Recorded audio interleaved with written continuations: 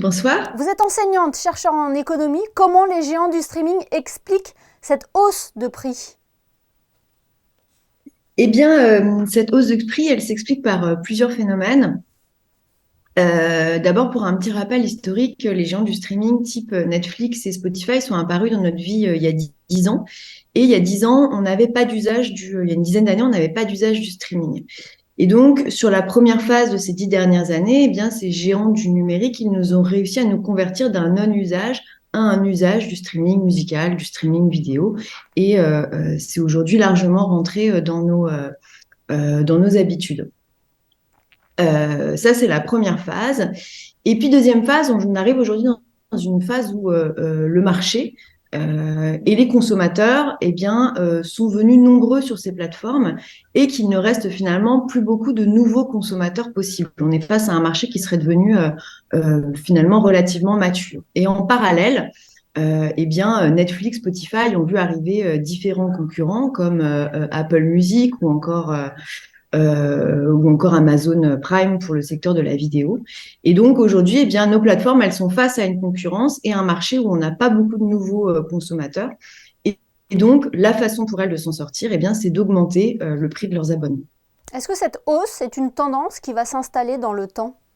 Eh bien oui, cette hausse, elle risque de s'installer dans le temps et finalement, elle est le reflet des coûts aussi que subissent les plateformes, des coûts qui augmentent en termes de stockage de leurs données, du contenu qui est disponible sur les plateformes, et puis également l'augmentation des coûts d'acquisition de contenus de plus en plus originaux, que ce soit en production, que ce soit à l'achat. On peut penser par exemple à Spotify qui a investi plus d'1 milliard d'euros dans la production euh, de podcasts actuellement, ou Est-ce encore de livres audio. est que la grève des scénaristes actuellement peut avoir aussi un impact sur cette inflation?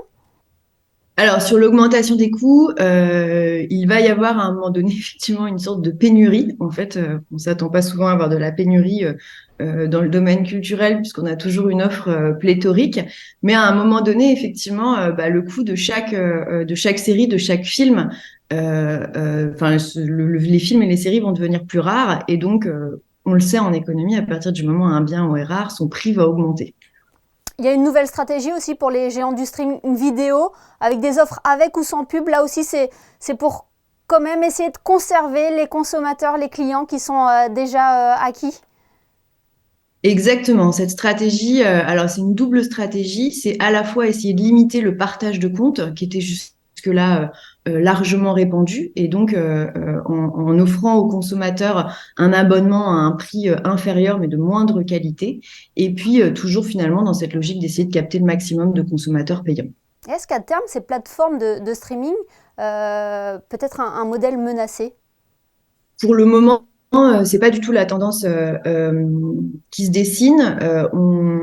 Voilà, j'aime bien toujours rappeler qu'il y a quelques années, enfin il y a encore 20 ans, alors pour les plus jeunes, ça vous dira pas grand-chose, mais quand on achetait un CD ou un DVD, eh bien ça nous coûtait quasiment le prix d'un abonnement mensuel qu'on paye tous les mois pour avoir accès à des millions de titres de musique ou encore des milliers de séries ou de documentaires ou de films.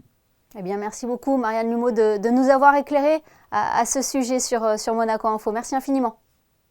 Merci, bonne soirée.